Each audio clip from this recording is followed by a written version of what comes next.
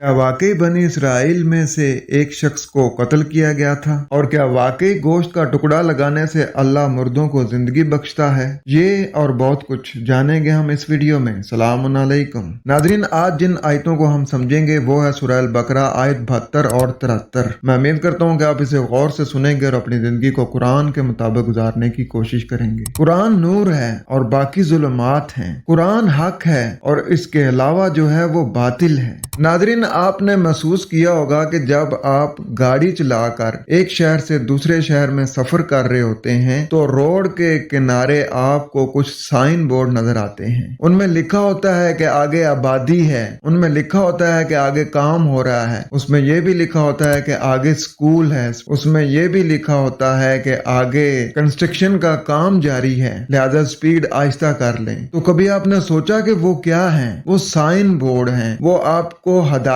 दे रहे होते हैं और जो ड्राइवर उन हदायत की पाबंदी करता है उसका एक्सीडेंट नहीं होता, वो सही सालम अपनी मंजिल मकसूद तक पहुंच जाता है। इसी तरीके से कुरान हमें हदायत देता है, हमें डायरेक्शन देता है ताकि हम इन हदायत को फॉलो करके अपनी मंजिल मकसूद तक पहुंच सकें। शुरू में जब हम कुरान पढ़ते हैं तो मालिक कायनात इरशाद फरमा रहा है कि ज़ालिकल किताबु ला रैब फीहि हुदल लिल मुत्तकीन, ये वो किताब है जिसमें कोई नफ्सियाती उलझन नहीं, इसी में हदायत है, इसी में डायरेक्शन है, इसी में जिंदगी गुजारने के तरीके हैं। तो जो लोग इन हदायत को फॉलो करते हैं, पाबंदी के साथ उनके ऊपर अमल करते हैं, वो अपनी मंजिल मकसूद को पा लेते हैं। और जो इन हदायत की वायलेशन करते हैं वो फिर अपनी जो राहें होती हैं वो गुम कर देते हैं, वो फिर गुमराह हो जाते हैं, वो फिर चलते जाते हैं, सफर करते हैं, थकते हैं, लेकिन वो जितना सफर करते जाते हैं उतना ही वो अपनी मंजिल से दूर होते जाते हैं। उसकी वजह क्या है? उसकी वजह यह है कि उन्होंने अपनी जो सही राहें थी उनको गुम कर दिया होता है, वो गुमराह हो चुके होते हैं।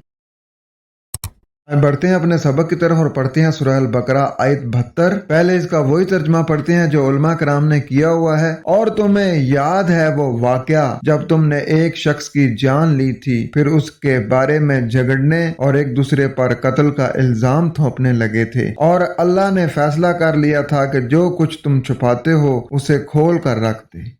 आज देखते हैं कि इसमें बात क्या हो रही है। वाइज कतल तुम नफसन, और जब तुम झगड़ रहे थे एक नफ्सियात से, एक सोच से, फदारा तुम फीहा, बस तुम सख्ती से रद्द करते थे। एक नफ्सियात से झगड़ रहे हैं और सख्ती से रद्द कर रहे हैं। वल्लाहु मुखरिजुम, और अल्लाह खारिज करने वाला है, मा कुन तुम तक्तुमून, जो तुम छुपा रहे हो। ये अल्लाह से खारिज होने की जगह है, क्योंकि मुखरिजुम खरज कहते हैं खारिज होने को, और जब मीम लग जाए तो बनेगा खारिज होने की जगह। तो अल्लाह की किताब ही वो जगह है जहां से आपको बात समझ में आएगी और आपकी सोच तब्दील होगी। तो अल्लाह उस सोच को खारिज करवाना चाह रहा है, यानी जिसको तुम छुपा रहे हो। और जब तुमने एक नफ्स का कत्ल किया फिर तुम उसके बारे में रवायतों और कहानियों में पड़ गए, लेकिन जो बात तुम छुपा रहे थे वही इलाही उसको जाहिर करने वाली थी। नाज़रीन, इस आयत में एक लफ्ज नफ्स आया है। इससे पहले आयत नंबर 84 में आया है कि फख्तुलू अनफुसकुम, अपनी ख्वाहिशात को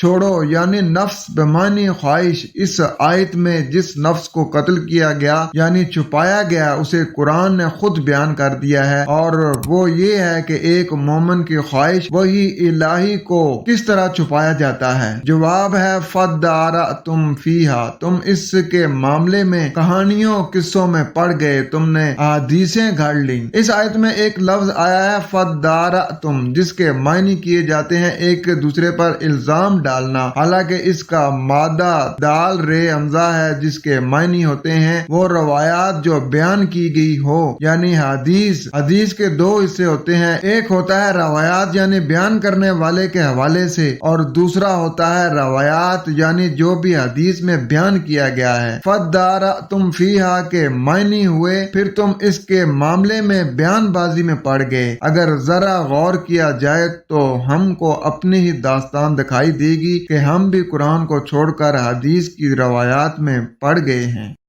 और आगे सूरह अल बकरा आयत नंबर 73। इस वक्त हमने हुक्म दिया कि मकतूल के लाश को इसके एक हिस्से से ज़रब लगाओ। देखो इस तरह अल्लाह मुर्दों को जिंदगी बख्शता है और तुम्हें अपनी निशानियां दिखाता है ताकि तुम समझो। अब क्योंकि पहले इन्होंने कहानी बनाई हुई थी और रवायत से कुरान को समझते हैं, लिहाजा अल्लाह की किताब में मिलावट कर रहे हैं। नाज़रीन, अगर ऐसी कोई बात होती कि इससे कोई मुर्दा जिंदा हो गया तो उस मुर्दे की तो फिर 3 मौतें हो गई। अल्लाह फरमा रहा है कि हमने तुम्हें 2 मौतें 2 जिंदगियां दी, और अगर इस आयत को अगर देखें तो इससे तो लगता है कि 3 मौतें और 3 जिंदगियां उस मुर्दे को मिली हैं। यहाँ तो फिर कंट्राडिक्शन नजर आ रही है। ये तो फिर अल्लाह ताला की आयत के खिलाफ चला जाएगा। आइए देखते हैं कि यहाँ बात क्या हो रही है। फ़कुल नज़रिबूहु, बस हमने कहा इसे बयान करो, बिबाज़िहा, इसके बाज को। पूरी किताब तो नहीं बयान की जा सकती, इसलिए इसके बाज हिस्से को बयान करो। तो इससे होगा क्या? कज़ालिका युह्यिल्लाहुल मौता, इसी तरह अल्लाह से हया होगी खास मुर्दनी की। ये जो मुर्दा माशरा है, ये जो अमल कर रहा है खास मुर्दनी वाला, इससे आपकी हया होगी जब आपके सामने अल्लाह की आयतें वाज़िया होंगी, यानी आपके सामने बयान कर दी जाएंगी। वायुरीकुम आयातिही, और वो तुम्हें दिखाता है आयतों के जरिए। लअल्लकुम ताकिलून, ताकि तुम अक्ल हासिल करो, ताकि तुम अक्ल से काम लो। तो इसमें अल्लाह ताला ने वजाहत कर दी है कि वो आयतों के जरिए दिखा रहा है। अगर ये गोश्त का टुकड़ा या हड्डी मारने की बात होती और उसके बाद फिर वो जो मुर्दा जिंदा हो जाता और वो फिर बताता, तो इसमें आयात ही का लफ्ज क्यों आता? तो वो तुम्हें दिखाता है आयतों के जरिए ताकि तुम अक्ल हासिल करो, ताकि तुम अक्ल से काम लो। तो हमने कहा कि इन अहकामात को नफ्स मजमून के बाद हिस्सों के जरिए बयान करो। इस तरह कुदरत मुर्दा कौम को जिंदा करती है और तुमको अपने अहकाम समझाती है ताकि तुम अक्ल से काम लो। नाजरीन, ये कानून कुदरत है कि इंसान मरने के बाद कभी जिंदा नहीं हुआ करता। अलबत्ता वही लाहिक के मुकाबले पर अगर रवायात का सहारा लिया जाए तो कौम मुर्दा हो जाती है, लेकिन अगर वापस वही की तरफ पलटा जाए तो वही कौम जिंदा हो जाती है। इस आयत में इज़रबूहु के मायने मारना नहीं बल्कि बयान करना है, और हा का मर्जा वो किताब है जिसको छुपाया जा रहा था। बिबादा हा में हा का मर्जा वो नफ्स है जिसे पसे पुष्ट डाल दिया जाता है। उम्मीद करता हूँ कि आपका कुछ कंसेप्ट जरूर क्लियर हुआ होगा। तो कुरान का असूल सुम्मत तफक्करून अफला ताक़िलून, तुम क्यों नहीं गौर फिक्र करते, तुम क्यों नहीं अकल से काम लेते? खुश रहें, कुरान के साथ रहें। कोशिश करें कि आपकी जात से किसी को कोई तकलीफ ना हो, ना आपके हाथों से, ना आपकी बातों से, ना आपकी आंखों से लोगों को जरर पहुंचे। अपना बहुत सारा ख्याल रखें। वस्सलाम।